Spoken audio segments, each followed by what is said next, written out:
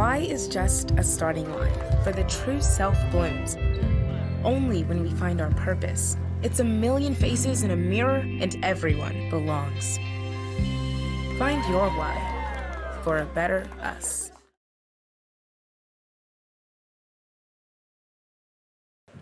Hello, good afternoon. Thank you guys for being here. We are so thankful you're all joining us for the YMCA's 2023 Key Leaders Luncheon this afternoon. Thank you all for making your way here to the Renaissance Hotel Dallas. Thank you to all of the servers here who are making sure we get some yummy salads today. We want to take an opportunity to thank some special guests who are in the audience.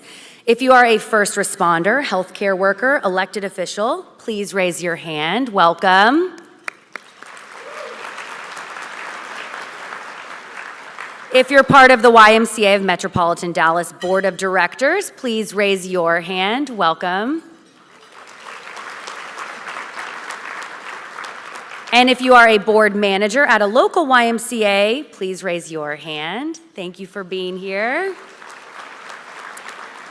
And finally, we have a few YMCA CEOs with us today. Mike Brown from the YMCA of Metropolitan Fort Worth. Eric Tucker from Arlington Mansfield Area YMCA.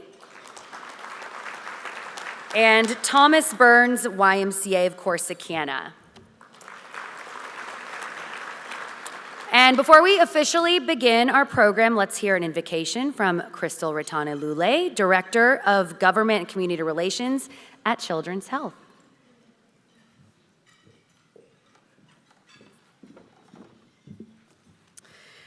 Thank you so much. It is my distinct pleasure to be here with you this morning for this very important conversation.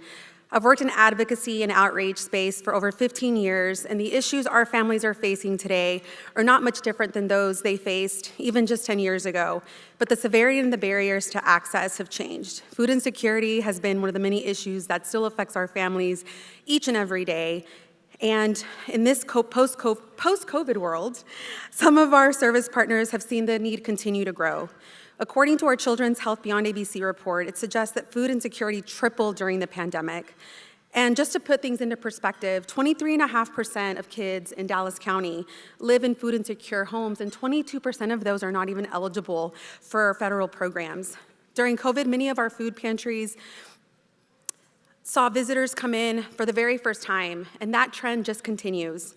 These individuals can be our neighbor, our friends, our coworkers, some of which may have been here today. There was a point in my childhood when my family struggled to make ends meet. Our family relied on our village, MetroCrest Services, North Dallas Shared Ministries. They were there when we needed it the most. The interesting thing was that as children, we didn't know it was a food pantry. For us, it was a place that helped my mom smile a little more and stress a little less. We could tell even as kids. But I must say that is not easy for my parents. It wasn't easy for them. Being Hispanic, there's a sense of pride within our culture when it comes to asking for help. And I remember seeing my parents struggle, having to work up the courage to even ask for assistance.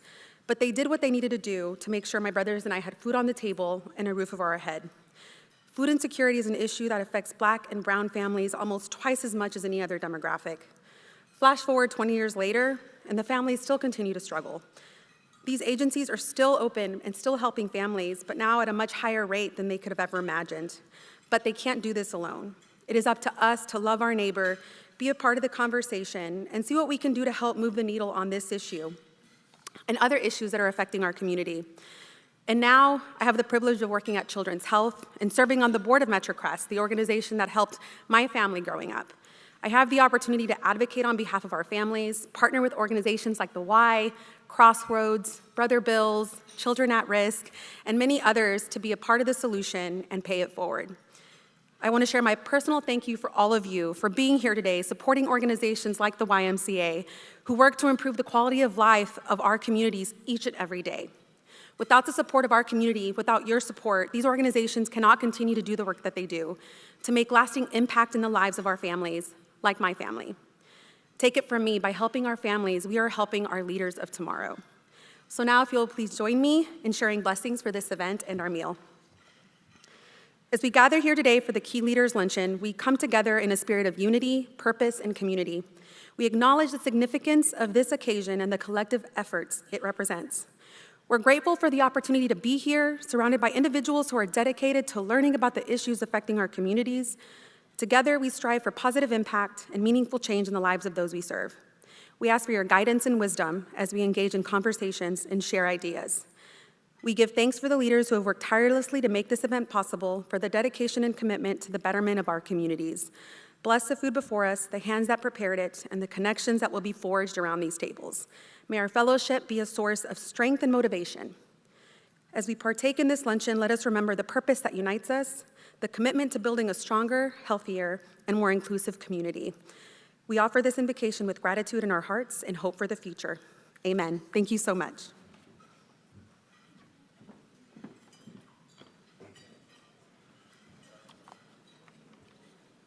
You know, I had the chance to interview Crystal one time live on Good Day, and she has an incredible story that obviously completely ties into our mission here today. Y'all need to Google her, not now, but later. Google her. Her and her mom have an incredible story, and there's a video there that will just bring you to tears probably, because she's someone who, you know, dealt with food insecurity growing up and is now one of the people in our community who's working to solve that issue and to help others. So thank you so much, Crystal. Well, I'm grateful to be here today as your MC, as an anchor for Fox 4 News on Good Day, early morning. If you wake up super early from 4 to 6 a.m., you'll see me there, and then out in the field reporting as well until 10 a.m. But I also have a connection with the YMCA. I'm a volunteer with Girls on the Run. It's an after-school program for young girls, 3rd through 5th grade. And it's a mentorship program. We teach the girls life lessons through running, and they train for a 5K each season. So I used to coach with Girls on the Run. Now I'm volunteering in some different ways, and one of those ways is serving as a committee member with the YMCA Community Health Advisory Board. We have a few of our members here with us today, and it's essentially a group of people from all different nonprofits, organizations, hospitals, health groups, working together to lift each other up, because we could all use more resources. We all have the same goal in the end. So how can we work together to get to a healthier community, a healthier North Texas for people of all backgrounds? And the Y has always played a really critical role in supporting families and communities, and it takes organizations like the Y to fill those gaps to help North Texas be a healthier place to live.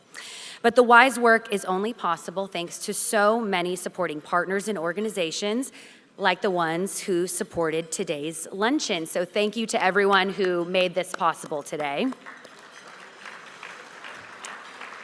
And we especially want to thank Southwest Airlines for being the presenting sponsor for this year's luncheon. So for more about Southwest, we'll have you turn your attention to the screen, and we'll also welcome to the stage Jonathan Clarkson, the Vice President of Marketing for Southwest Airlines. At Southwest Airlines, it's always been about heart. It's about loving people, about putting others first.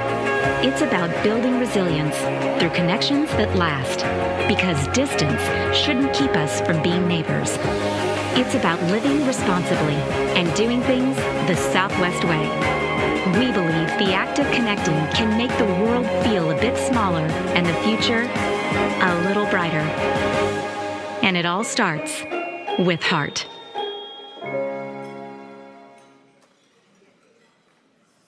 All right, well, good afternoon, everybody. I'm Jonathan Clarkson. I'm Vice President of Marketing at Southwest Airlines. I also have the privilege to be a board member with the YMCA Metropolitan Dallas. Now, I'm new to the board, but I've already had the opportunity to witness the incredible contributions that the Y makes to our community here in Dallas in their efforts to build healthy mind, body, and spirit for all. Similarly, at Southwest, we pride ourselves on connecting people to the things that matter in their lives. And while that's typically accomplished through air travel, we're also fond of saying that we do some of our best work on the ground. And that's exemplified by the partnerships that we have across the cities we serve here in the United States. We have strategic partnerships with over 400 organizations like the Y in Dallas, which are all dedicated to accelerating social, environmental, and economic development in those cities. So the partnership makes a lot of sense for us. We're very proud of the partnership we have with Metropolitan Dallas YMCA.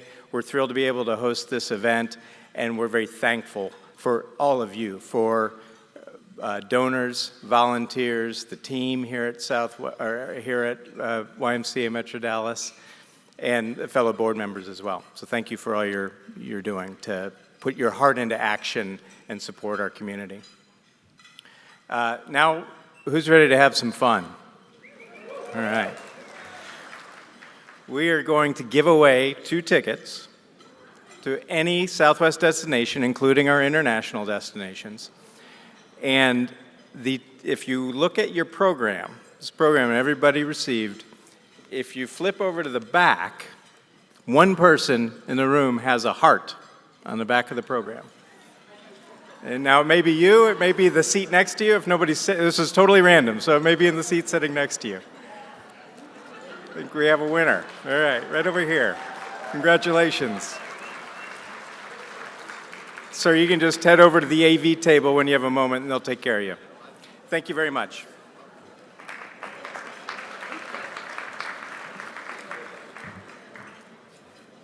All right, let's give Southwest a big round of applause. Thank you so much. That was so generous and exciting for that gentleman over there. Next, we'd like to thank DCEO Magazine and Cars for Kids for their partnership with the YMCA. We have a couple of short videos to recognize these esteemed organizations, and later in the program, you'll hear more about our additional sponsors. Extraordinary times call for extraordinary leadership and community. Through engrossing features and profiles every month, daily content online, and award-winning events, DCEO Magazine connects the most respected and relevant business leaders in Dallas. From our nonprofit and corporate citizenship awards to our women's leadership and diversity, inclusion, and impact symposiums, we bring together, educate, and ultimately inspire leaders to create a better workplace for everyone. Because where the Dallas business community goes, others will follow. Join us, partner with DCEO, and help shape the future of business in North Texas. Go to dmagazine.com/DCEO Media to learn more. When you donate your car to carsforkids.org, a miracle happens because kids in your community stay in school. They graduate, but it's so much more than that. They have a safe place to go after school. Carsforkids.org provides them the necessities that they need to stay in school and graduate and thrive. So please donate that vehicle today. Towing is free. Just go to carsforkids.org today and write off the car, not the kid.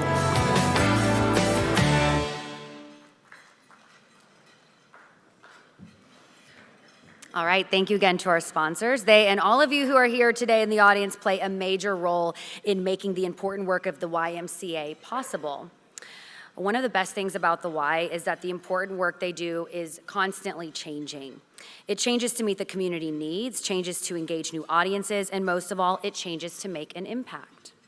As a member of the YMCA's Community Health Committee, I've definitely seen how that can happen and how so many of our organizations overlap and have similar goals. Even being here today, whether it's Girls on the Run, Metro Crest, or the different hospital groups who are here, we all have so much overlap and so much in common, and I love seeing all of the connections made here in this room today. We even had a chance earlier this year to help expand some of the programs and the reach of the YMCA's community health programs with a health fair earlier this year to help shed light on issues facing our community.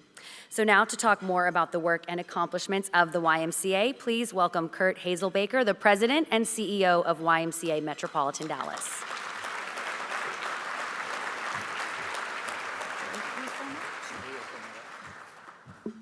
Good afternoon.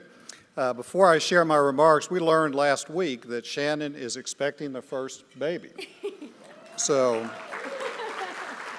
to welcome a new Y kid. Oh my gosh! That is so cute! Thank you! You want a picture? Okay. Okay. We can do this. I'm ready. Thank you so much. You're welcome. That is so sweet. He said, wait up here for a second. I'm like, why? It's always fun to throw the MC off a little bit. So thank you for joining us here today.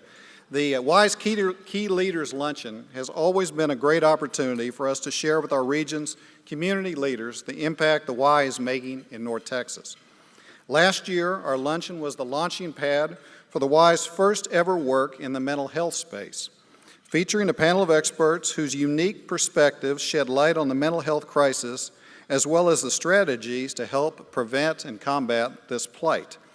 I'm proud to say the conversation that day started through the Key Leaders Luncheon put together a focus group consisting of 14 community leaders who specialize in healthcare, youth development, and mental health resources.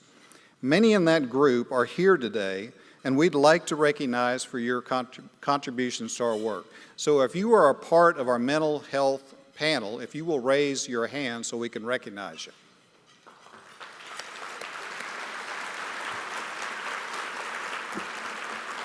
Thank you very much. The work of this group is now materializing with all Dallas YMCA full-time employees scheduled to be trained in mental health first aid within a year, so that we can be prepared to recognize when someone in our buildings and programs may need help. We're looking to continue to expand this work in the future to include clinically based programming in our branches. This year has also brought about great success in our Safety Around Water program, which has already taught life-saving water skills to more than 5,600 children and adults, which is 125% of the goal we set for 2023. Our membership numbers continue to climb back toward pre-pandemic levels, but we recognize that we must be forward-thinking in how we approach health and fitness in a crowded market. This fall, we have embarked upon a study of our membership structure, pricing, and amenities through a third party to help us continue to recover and better meet the needs of our community. Our Camp Kayana also continued to teach the principles of a healthy lifestyle to children struggling with high BMI in a fun resident camp environment, serving 13 children this past summer. Over 2 weeks, collectively, our campers lost a total of 114 pounds, averaging 8.8 pounds lost per child. Camp Kayana is one of several community health programs the Dallas YMCA offers. These programs teach children and adults and families how to shop for nutritious foods and, importantly, how to prepare them so they have a positive impact on their overall health. Nutrition education, like the curriculum being taught at our Camp Kayana, has long been our part of our work, but recent community health needs assessments prepared by our region's top hospitals and healthcare systems have shown that programs like the Y's are now more than ever an imperative. Chronic diseases like type 2 diabetes, heart disease, and stroke are plaguing our communities and continue to be the biggest threat to the health of North Texans. Inequitable access to healthy, sustainable foods obviously plays a role in that, as well as so many other aspects of our well-being. We recognize that a healthy spirit, mind, and body often begin with access to proper nutrition. I'm excited to learn from today's panel of experts who will discuss food insecurity, nutrition education, and advocacy, which will highlight the importance of these issues. This initiative is not only a priority for our staff, but our board of directors as well. Our board chair, Felix Lozano, has long been a volunteer at our Park South Family YMCA's Food Distribution Saturdays. In a moment, you will hear from Felix, who is not only our board chair, but also the Chief Growth Officer at Whitley Penn. Thank you very much.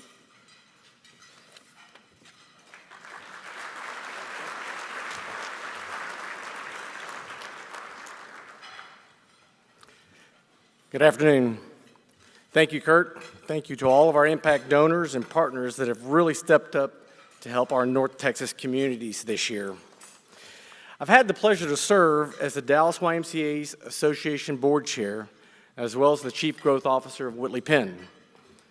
As Kurt mentioned, the Park South Y is near and dear to my heart, and I'm happy to share that the Park South Y, the family YMCA of today, will not be the Park South Y of years to come. You see, very soon, the facility will be torn down and completely rebuilt. Just a few weeks ago, we had an amazing opportunity to close the building with a prayer breakfast, which was a perfect celebration of the Y's history impact, and a look toward the future of South Dallas. The new Y will feature a dedicated wing for our preschool, gathering spaces for our seniors, and a modernized pool and fitness space. But the part that I'm most excited about is the new kitchen that will continue the meal services we provide in the community throughout the year. The Y is also excited for renovated Lake Highlands Family YMCA, which will feature a 15,000 square foot expansion, new changing rooms, a new lobby, fitness floor, child watch space to accommodate the needs of a growing and rapidly changing community. Our Simonis Family YMCA will also unveil a new child watch space, updated lobby, and changing rooms at the end of the year. We've got a lot going on. These updates and the ever-changing menu of programs the Y offers exemplify the fluidity and adaptive nature of the Y, always seeking to meet the communities where they're at. And while facility improvements are exciting, we also recognize that so much of the impact of the Y happens outside the walls. Kurt mentioned safety around water, community health programs, but I will also add our in-after-school program, teen programs, day camps, adaptive sports that perfectly showcase the feeling of community that the Y can create without a physical space. The incredible partnerships the Y has forged also play an integral role in carrying this work forward. I now have the distinct honor of presenting the 2023 Catalyst Advancing Equity Award to one deserving individual and one deserving organization that have been instrumental partners to the Y. You see, starting in March 2020, when COVID-19 closed our doors to our traditional membership, the Catalyst Initiative refocused staff and volunteers to help those most impacted by the pandemic, and that work continues today. So we felt it was important to recognize an individual and an organization that has been crucial in advancing Catalyst Initiative work of the YMCA of Metropolitan Dallas. This individual award goes to an individual that has been an excellent partner to the Park South YMCA, providing free uniforms to the preschoolers as well as clothing and essentials to South Dallas community at large. We would like to present the individual 2023 Catalyst Advancing Equity Award to Shauna Carter, CEO and Chief Hope Dealer of Carter's House. Please join me in watching the following brief video highlighting Shauna's work.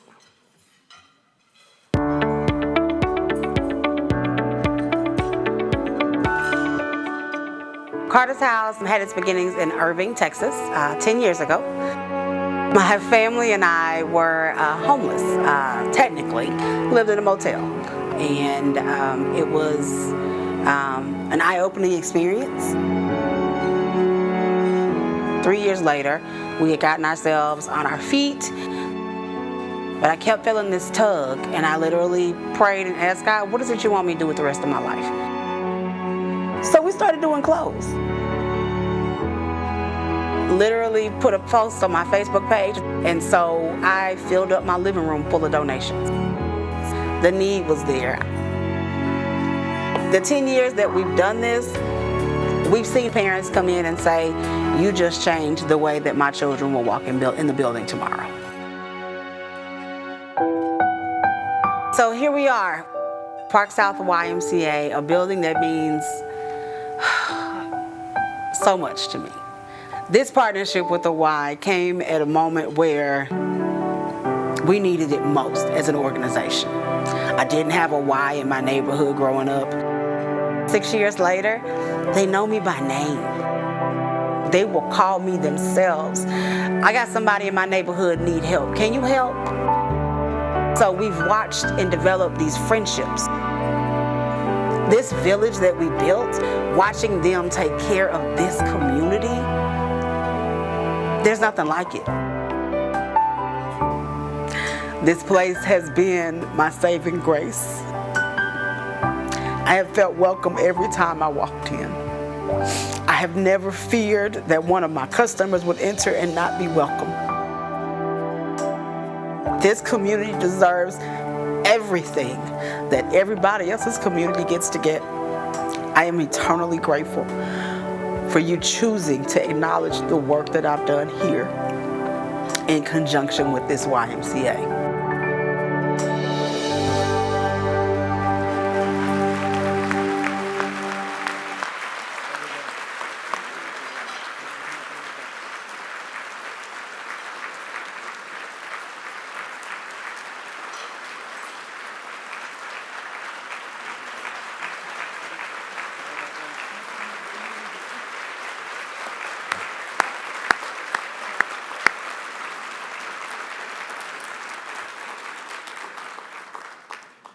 Well deserved, and thank you, Shawana, not Shauna, for your support of our Catalyst initiative. And now the award for an organization that's been instrumental in their donation of portable AEDs to support our youth sports and off-site programs. I'd like to present the organization for 2023 Catalyst Advancing Equity Award to Living for Zachary. Please watch the following brief video highlighting some of their work and accepting the award is Jessica Cook, Executive Director at Living for Zachary.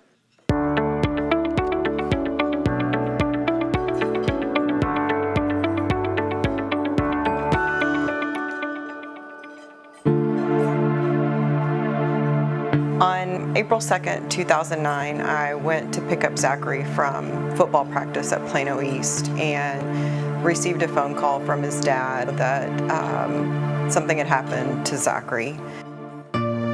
He was running drills and collapsed, and he later passed away.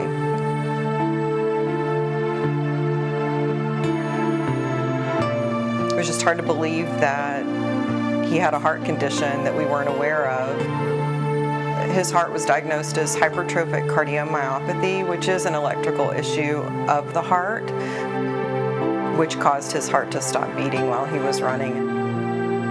Because of what happened to Zachary, I knew that there had to be something that I could do and didn't want any other parent to go through the loss that had happened to me.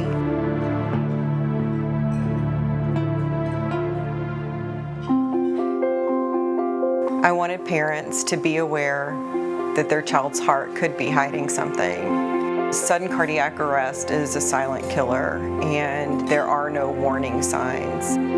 The approach that we took with Living for Zachary is to provide youth heart screenings. But in the event there is a sudden cardiac arrest, an AED is so important to be administered in a timely manner. Because Living for Zachary is a youth-based organization, it made complete sense for us to join forces with the YMCA. We've been able to complete 6 heart screening events. That's 189 kids that were screened with a Living for Zachary heart screening. We've also donated 20 AEDs, automatic external defibrillators, to the YMCA.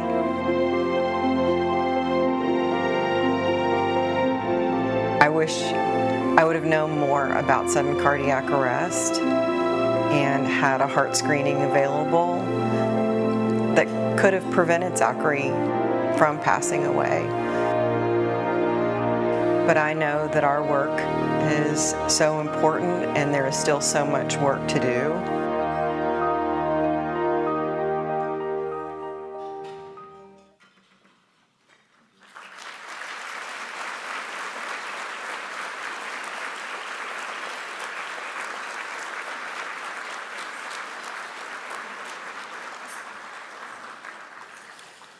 Thank you to all of our partners who help make a powerful impact. The Y's work is felt daily and empowers communities to learn, grow, and thrive.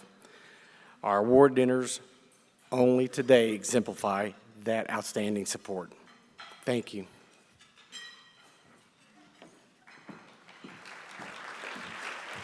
All right, congratulations to Shawana Carter and Living for Zachary, well deserved. Your support of the Y is admirable. Your service helps push all of us in North Texas forward to our healthy goals.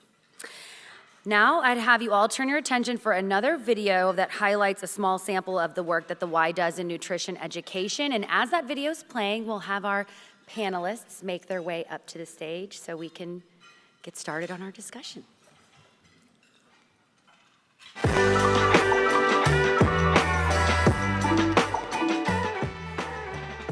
Hi, I'm Kurt Hazelbaker, President and CEO of the YMCA of Metropolitan Dallas. And I'm Giselle Patterson, Executive Director of Community Health Programming. And we're here in our virtual YMCA studio. Food security and nutrition education have long been tenets of our programming and the work of the Dallas Y. We believe a healthy spirit, mind, and body so often start with what we consume. The food distributions we provide as part of our outreach efforts, as well as the snacks and meals we provide in our out-of-school time programs, are often one of the few sources of food many of our community members have. While having access to food is imperative, we also realize that not all foods lead to creating a healthier North Texas. Nutrition education has long been a part of our work as well, with programs that help to prevent the chronic diseases that are plaguing our communities by teaching how to shop for foods that benefit health and, importantly, how to prepare them. Our vision is to make impactful and equitable change in North Texas is made possible by the programs and services that operate outside of our walls. That's right, Kurt. Our community health programs specifically are held at job sites, recreation centers, hospitals, and churches, and in many of our YMCAs. Whether it's chronic disease prevention or healthy lifestyle management, our community health department provides evidence-based programming that promotes wellness, reduces the risk of disease, and helps our communities reclaim their health. So today, let's make something from our Fit for Health programming that helps us to eat less calories and less fat. Today, we're gonna make ranch dressing. Are you ready? I am ready. You know, Giselle, this brings back memories of doing cooking demos with my daughter. I learned very quickly you can't slice jalapenos, then rub your eyes. That's a good thing, Kurt. I'm glad we're not doing jalapenos today. So what we're gonna do is that I'm gonna show you how to use Greek yogurt, low-fat Greek yogurt, with very easy ranch dressing that has all the spices. Mix it together and save a ton of calories and a ton of fat. You're gonna put half of that container, which is fat-free Greek dressing, into this bowl. And then you're going to mix the spices from this ranch spice to it. Here you go. Mix it as good as you can. So Kurt, you know that so many of our programs helps people to balance a healthy lifestyle with healthy nutrition and physical activity. For example, like the diabetes prevention program that we offer. The goal is for participants to lose 5 to 7% of their body weight and to become physically active for 150 minutes per week. And if they do that, they can prevent type 2 diabetes by as much as 70%. And we offer those programs at our YMCAs, many of the programs completely free to community. That's terrific. How is it going? You almost there with that? I think I can mix this together. 2 ingredients is my speed. Sounds good. And then the magic of television, somebody already mixed it for us and is ready here in front of you. So at the end, you're gonna get a product that's gonna give you 0 fat and only 90 calories, as opposed to the regular ranch dressing that 2 tablespoons, which is not very much, it's only 2 of these, is gonna give you actually 130 calories and 13 grams of fat. See how easy that was, Kurt? That was easy. Our community health programs encourage families and individuals to incorporate more healthy foods and recipes like this one, and give them that extra support for their wellness journey. We hope you make this recipe too. You can find this and other healthy recipes on our website at ymcadallas.org/communityhealth. Thanks, Giselle. Our Y's commitment to providing more access and education around food and health would not be achieved without the support of individuals, healthcare partners, and community organizations. It really does take all of us to create a healthier and stronger North Texas. Let's try this. Yes. Cheers, Kurt. Cheers.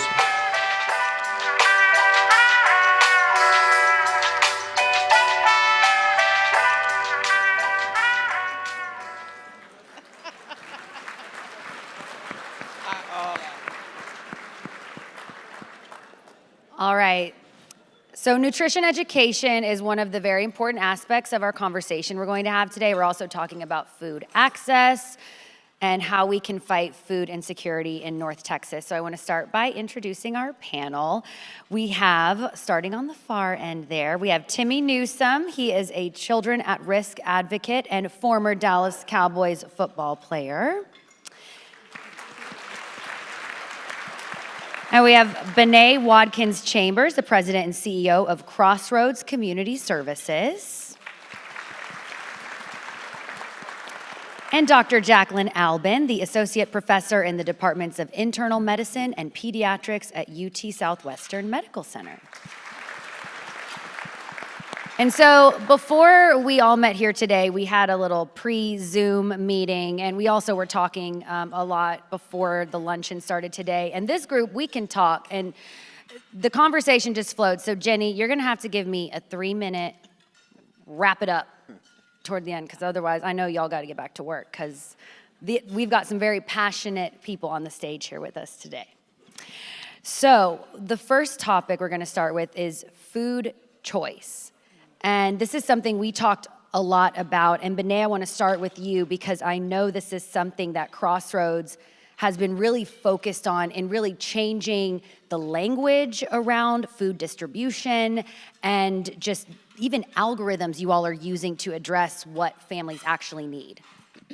Yes, so Crossroads has been in this work of food distribution for about 23 years. And we've always really focused on food choice, not always having that available, but really always moving towards that model. So today, we do not have a food pantry, we have a community market, which is really part of the narrative change that is really important. When you go to a market, you don't always have the same items available, and because most of the food that comes to us is donated, that is also the case. But at the market, you are also getting more than just food. You're getting your choice of the types of food you need for your family, but you're also getting additional services that support your family, depending on what your family needs. But one of the things that you said, Shannon, that we use that is really unique to Crossroads is we use an algorithm actually developed in partnership with a dietitian that says for a family that has 3 toddlers and 1 mom, they need these amount of points to get this amount of food to make these amount of meals. So the family that has 4 teenage boys and needs a different amount of food, because regardless of the food insecurity, the children still have to eat and eat nutritiously for what they need. And when we look at the distribution of food, it's just, here's your box, and here's your box. We are missing what the family actually needs to be nutritionally stable. And our goal is to strengthen families and to build nutrition stable communities. You cannot do that by treating everyone the same. So we really focus on food equity and access, and equitable access is not the same. So shifting the narrative from equality to equity, which may mean different things for different families, and that's really the narrative change we need to have across the board for food distribution in this food insecurity space.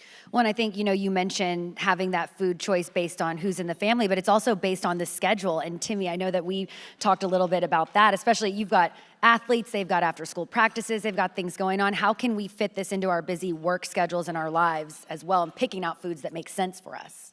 Well, one of the interesting things about playing athletics and participating in sports is that it's the volume, not only just the food itself. And I'll give you an example. When I was at Winston-Salem State University as a freshman, we were practicing 3 times a day, and guys were losing weight. I mean, a massive amount of weight, and we weren't replenishing it the next day. And so the trainer would always weigh us in and weigh us out at each practices. And as a result, we were going into the cafeteria and we were not allowed to eat more than what was allotted to us in our meal tickets as a general student. So then we had to reach a decision with the coaches and the administration that said, look, these guys cannot function this way. And we have to find a way to give them more to eat if they're going to maintain the weights that we and the coaches have decided that they would need. And so what they ended up doing is giving us more food at the end of the day, and so we would go in and get as much as we want in a sensible way so that we could continue to play at a high level. And so that's some of the things we're doing. And if you look at as a child, eating 3 meals a day may not be sufficient if the caloric intake is not what it needs to be. When I was in high school, I used to buy someone's free meal ticket because lunch was not enough for just once. And so I'd buy somebody's meal ticket and I eat twice, sometimes 3 times so I can get ready for practice the next day. So you really have to be concerned about the consumption based on the athletic performance of your child. Well, and also, you know, when you're thinking about the families and they're trying to come up with these recipes and, okay, I was given this box of food. Earlier, someone gave the example of there's an eggplant in here. What do I do with this eggplant? This isn't something I cook with all the time. I need someone to tell me how to use this food. And so when you have food choice, you're able to pick foods that make sense for your family that you already know how to cook with. But maybe sometimes you don't, and there needs to be a recipe. There needs to be some guidance. Dr. Albin, I know that's something you guys have really worked on as far as coming up with those recipes and working with families to make food that they actually want to eat.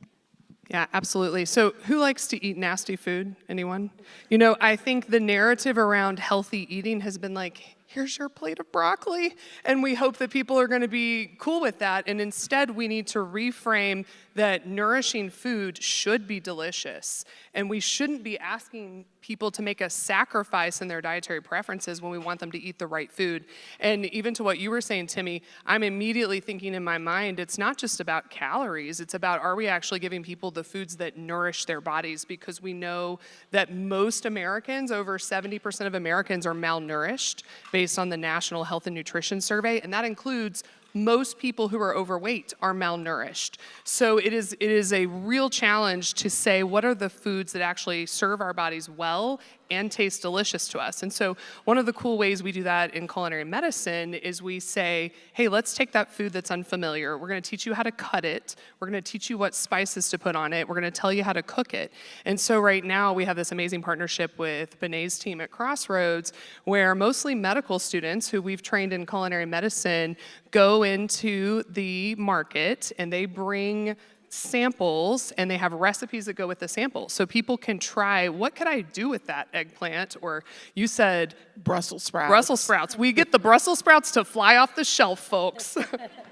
Yeah, I mean, you know, when you think about it, 70% of the shoppers who are coming to Crossroads are Hispanic, Latinx. If it's not culturally relevant for me, no matter how food insecure I am, I'm not going to eat it. So if it's spaghetti squash, if it's, you know, right now we're getting a lot of squash and we're having to provide a lot of recipes around that.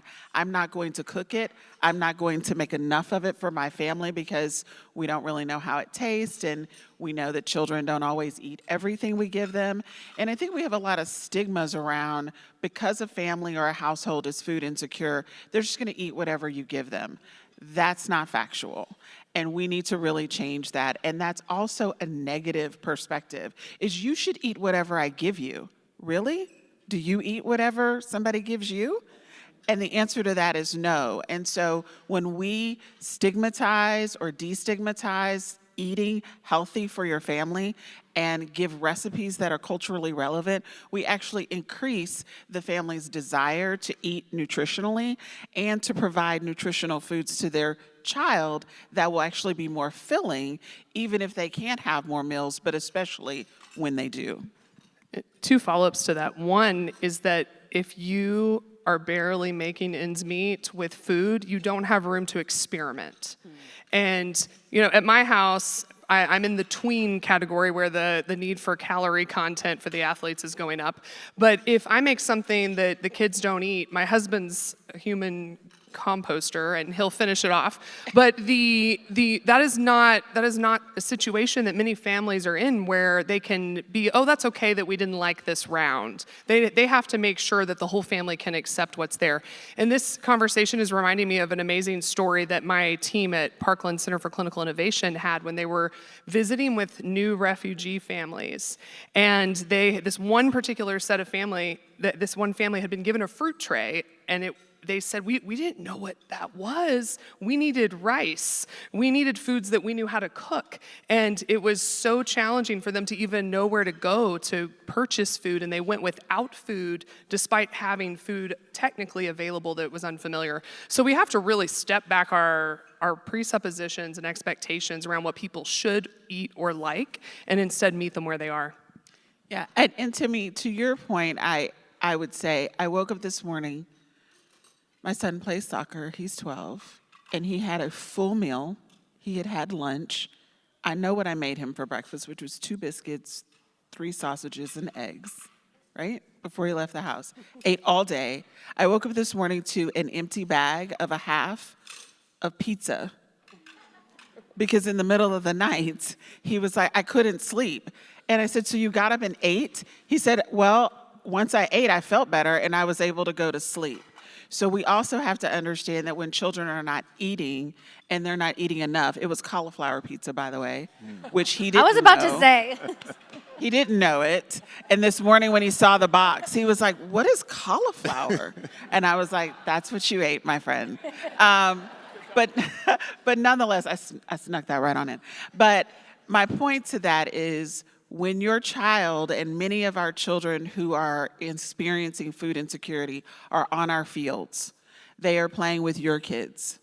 They are playing hard sports, pouring out their energy, and they are going home and they are going hungry. And we have to understand that that takes a different level of nutrition for them. Most definitely. And another obstacle is 2 parents working. My mother was a school teacher. My father was an automobile mechanic and a farmer. We had plenty of food in the house, but the question is, who's going to cook it? My mother was out the door early because she had to teach. My father would cook occasionally in the morning, but there were many times I walked into that school without having breakfast. And I remember my grandmother saying, who was a 4th grade teacher, she had a lot of food in the house one day. I said, Grandmama, why do you have so much food in the house? She said, I take it to school so I could feed my students because a hungry child cannot learn. And so I learned early on how important it was to have breakfast to start. And so if you don't have someone or have a plan in place to cook it, that is just as bad as not having food in the house. Yeah, I had a Girls on the Run team once that I coached, and it was all girls who were in the program on scholarship. We were in a lower income area, and the girls they said, oh no, we eat right after school, because they were provided some meals. And I thought, oh no, we gotta run these laps, we got stuff to do. And then I realized very quickly, oh no, these girls, they need to eat right now, because otherwise they may not get dinner when they go home, and also they can't focus. They're not interested in running. They're not interested in hearing about these life lessons that I would wish to instill right now. They're not interested because they're hungry. They have food on the mind. And there is so much anxiety around food insecurity, whether it's with the parents, the family, that then trickles down into those kids as well. And I know you've got numbers, you've seen the studies on this and how high that food insecurity and anxiety really is. Well, there's actually a cycle of how food insecurity affects families that's been well studied. And one of the very first things that happens when there's food instability is the parents immediately have a high level of anxiety and they reduce their own dietary diversity. So anyone who's a parent in the room, you would give your child the food first, right? So it's what happens. And if you do not have food insecurity, which is hopefully true for most of us, you still probably bear a huge amount of anxiety about what you're going to feed your family. Just as to what you were saying, in a 2-parent work too much household, every day you're like, what are we going to have for dinner?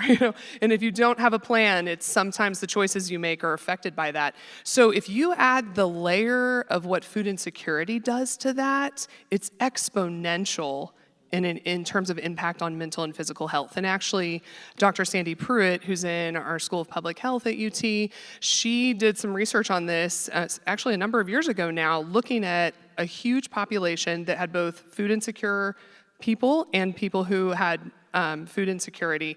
And there are nearly double the number of days spent per month with poor physical and mental health if you have food insecurity as the one difference between these two groups.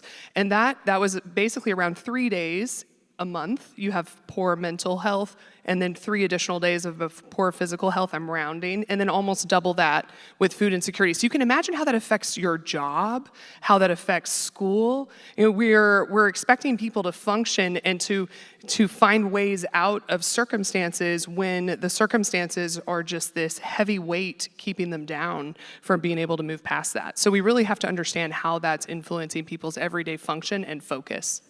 One of the things that we ask in a cycle of questions that we ask as part of our food equity research in each visit is the level of anxiety and depression that someone might be feeling. And one of the things about Crossroads that I enjoy is that we encourage consistency. So we have to remember that food insecurity is the inconsistency of nutritious food. It is not the lack of food altogether. It is the inconsistency of nutritious food. So when folks come to us, one of the ways that we want to help them is create consistency. If I know I'm going to be able to come to Crossroads and get an average of about 25 to 30 pounds of food per family member in my house each month, in accompaniment with my SNAP benefits, if I have them, and please remember that many of the folks that are being served in this sector are the working poor. They have 2 jobs. They might have 3 jobs. They just still can't make ends meet.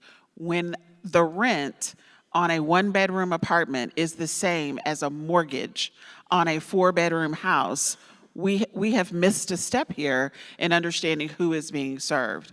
That to say, once they get to a place of consistency after 4 to 5 visits, and we really encourage that, we can start to see the difference in the way they show up at the market. We can see that they start looking different, feeling different, talking different.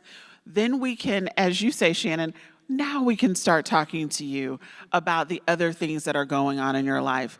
We tend to really get frustrated with our food insecure community that they just don't want to fix their problems. No, they're hungry.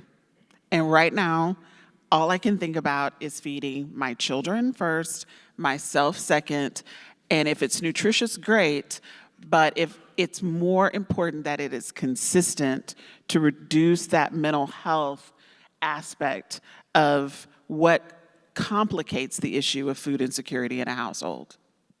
And the thing that I think is vitally important as well, schools play an important role in this process. Now, when I was growing up, I didn't have access to breakfast in school. Now kids can have breakfast in school. They can have lunch in school. During the pandemic, schools stayed open so that kids could have breakfast and lunch. So that is a huge benefit for students who otherwise would go to school hungry without breakfast. And Timmy, something you also said is that you went to school because no one had made you breakfast. We also have to remember that one of the things many of your community markets and your food pantries try to focus on, and so when you're thinking about donating things or supporting them, is those self-ready-made meals. A lot of our kiddos are home alone because the parents are working. So when we do our summer feeding program, that food that we're distributing, that extra box per child in the household during the summer, is all food they can make themselves because mom is at work, mom and dad are at work, grandma is at work, and they are home alone. They have to be able to pop it in a microwave or really just pop it open and eat it or pour it out of a box as nutritionally available as it can be, because we have to remember a lot of these kiddos are having to be self-reliant, not by choice of the parents, but definitely by necessity. And a lot of times, I know you said that when they feel self-reliant, they start to feel some guilt around that. And you guys have had stories of kids at school saying, oh, but I'm getting all this food. My siblings, my parents, they're not getting that. Yeah, so when a child is going to school, they might be getting breakfast and lunch, but I know this because I've been in communities where I've seen it, is they're hiding half of that food because maybe sister or brother is not getting that. Maybe mom is not getting that, and they know she didn't eat breakfast. They know there's nothing at the house for dinner. They don't remember the last time they actually saw her eat a complete meal, so they're hiding part of their food that they're actually getting at school. So there is also this level of guilt that I'm being fed, but what about the rest of my family? And as we talk about sort of these food RX, food as medicine programs that are really focused around just produce or food for the individual patient or person, one of the things Crossroads is looking at as we look to launch into some of this work as well is remembering that if one person in the household needs good produce and healthy nutrition, the entire household does. And there's no way that one person in that household, I've never seen it or heard it, I'm sure it happens somewhere, is gonna get a distribution of food and not share it with the other members of the household. Which actually means if you're doing research on that model and saying, hey, if we prescribe fruits and vegetables in this amount to a population of people who have diabetes, we don't have good research outcomes if that food is spread among the whole family and the patient is not the one who's actually receiving most of that. So those of us who do this work from a research perspective need to be including food for the whole family and advocating that into funding sources and grants. Otherwise, it's not going to have the impact that we hope for. And when we think about how do we organize and who pays for these things, it's an all of society situation. And just even here, representing schools, representing community organizations and food markets, representing the healthcare sector, we're so siloed and we're working very hard. I'm fortunate that Benaye and I have been working together for many years and other organizations, but we have to get out of our way of thinking and doing things in our own organizations to say, how can I hold my idea with an open hand and figure out how we can better partner with many sectors across our community to actually make the change. Well, and talk a little bit about what you guys are doing for this whole concept of food as medicine, which seems like it would be obvious. Okay, eat healthier, you'll be healthier. If you know how to cook the right foods, you're gonna be better off. But this is still something that's a newer concept and is not taught as much as you would think. Sure. So I think we have to start with the semantics, because some of you might even be cringy about the term food as medicine. Some people don't like that term because A, we are not trying to overly medicalize food. We're not trying to say food replaces use of medication. It's, as improv comedians would say, it's yes and. It's a conventional approach to health. Also saying, you know what, we're missing a foundational aspect of health, which is whether or not the food that we're eating nourishes our body to do what it's supposed to do. And I actually just learned about today, also through my Parkland friends, about this amazing diabetes education program that is teaching people how to think about their body like a car, that, you got to take your car to the mechanic, the check engine light is on, let's talk about the fuel that your car needs, let's not put diesel gas in a regular engine, so helping people understand that concept. But just, if we were to define food as medicine briefly, think of a pyramid, and there are some graphics on the internet, so you can later Google this, right? We're not supposed to Google while we're still up here. Make a list. But you Google food as medicine pyramid, and at the foundation is safety net programs that ensure access to nourishing food equitably for everyone. Step one. And sometimes we get ahead of ourselves to what we think is fancy or new or innovative and say everyone should have medically tailored meals prescribed. And there's a lot of reasons why those models have taken off quickly, but equitable access paired with population level knowledge. Because I'm not giving you a quiz, but if I were to give you a quiz today, I would wager that everyone here has some room to learn about which foods nourish your body and how to get more of them into your dietary pattern. And this is what I've dedicated my career to, and I have more to learn every single day. So we all need to get back to acknowledging that the top risk factor for early death in the United States and globally from any cause is a poor diet.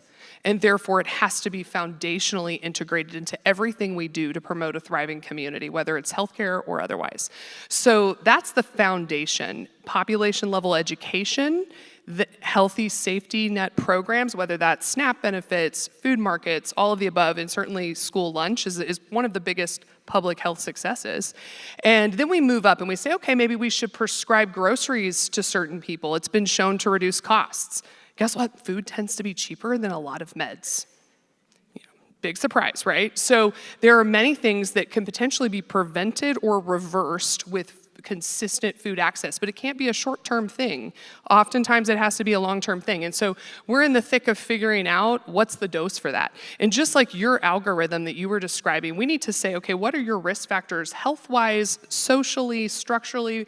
Maybe there's not a grocery store in your community. How do we define the right dose, if you want to call it that, for food engagement? And sometimes it's just education. So we're building some cool programs at UT Southwestern right now, integrating culinary medicine into clinical care. So I have a coaching consult service with an amazing chef dietitian, and we talk to people about food. That is the point of the visit. It's covered by insurance because it's connected to their health problems. And I think we made this up, actually. We're the first people in the country, and I can't keep up with my email because everyone would like to try this now. And our clinic is full through June, and we have nearly 100 people on a waiting list to get scheduled. And this is basically through very little advertising because people want help. And so I think, how do you educate in the context of not always having choice? I think that's a huge part of what Crossroads does. Yeah, and educating on the concept of not always having choice is really just stepping out of our own lived experience, or maybe stepping back into it. Many of us know or have come from experiences where I know I grew up going to our church pantry and we got whatever they donated to us. And my mother was really resourceful. But I remember weeks where we would eat beans and rice every single day because that's all we had. But what if she had been given choice? Because I didn't like beans, but I also didn't like being hungry. And so I ate them. But what if she had choice? How much more nutritional would our meals have been and acceptable and palatable to us? But also when we think about food as medicine, we have to think about, the flip of that is, how many of us, just by show of hands, have ever been told by a doctor, well, if you added this to your diet or took this out of your diet, it would help your medication work better? Okay? I'm going to believe there are more of you in the room than that. You know that many medications have to be taken with food for the body to actually absorb them properly. And so when we think about this concept, right near us is the new UT Southwestern Center, where they're doing some infusion treatments, which I love because that means more of the Southern Dallas community is going to get their treatment because transportation is not as much of an issue as it was to go downtown, is what they're experiencing. And they're referring people that they're identifying have a food insecurity issue to us.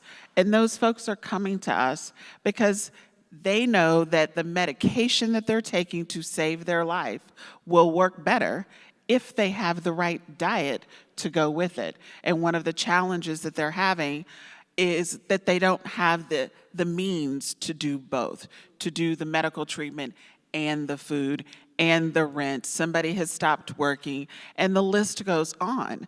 So we just have to remember that this is an evolving thing, but it's not one or the other.